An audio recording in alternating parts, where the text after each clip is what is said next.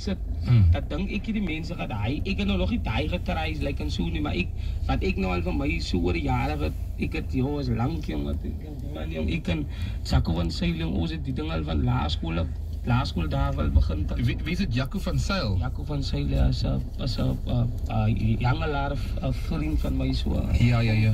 Is Nou, voel jy is ook besig om 'n nuwe manier van rymklets te skep of probeer jy net wys dat musiek nou nie regtig reëls nodig het nie?